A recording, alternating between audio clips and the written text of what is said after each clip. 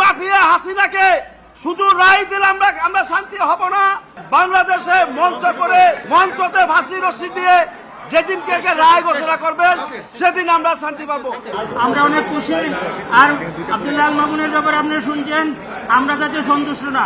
যে গণহত্যা চালিয়েছিল সেই গণহত্যার শিকার হয়েছিল আমার ছেলে মিরাজ হোসেন। আমি তার গর্বিত বাবা আব্দুর রব। আজকে দেশবাসীর কাছে মহান আল্লাহর শুকরিয়া আদায় জানাই।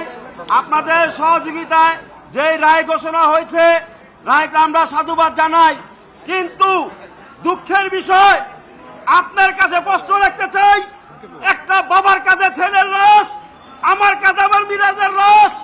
25 বছরের ওয়ারেন্টিযুক্ত দীর্ঘস্থায়ী দরজা প্রোটেক্টর, আধুনিক ও মজবুত দরজা। এই মাফিয়া হাসিনাকে শুধু রায় দিলে আমরা শান্তি হব না। আমরা শান্তি হব এই মাফিয়ারে ভারত থেকে টেনে হেসড়ে যার যে যতটুকু প্রাপ্য ততটুকু এই ঢাকার রাজধানীতে বাংলাদেশে মঞ্চতে ফাঁসি রশ্মি দিয়ে যেদিনকে রায় ঘোষণা করবেন সেদিন আমরা শান্তি পাবো। শেখ হাসিনা আমার একমাত্র সন্তান সহ আরো 1400 সন্তানকে হত্যা করেছে নির্মমভাবে, আপনারা জানেন। তার আজকে ফাঁসি কার্যকর হয়েছে, ফাঁসির রায় হয়েছে। আসাদুজ্জামান খানের ফাঁসির রায় হয়েছে। আমরা অনেক খুশি।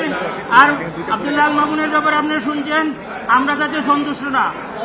পরম করুণাময় ময় আল্লাহর কাছে শুকরিয়া আদায় করে দেশবাসীর কাছে দোয়া রেখে আমার সংক্ষিপ্ত কথা শেষ করতে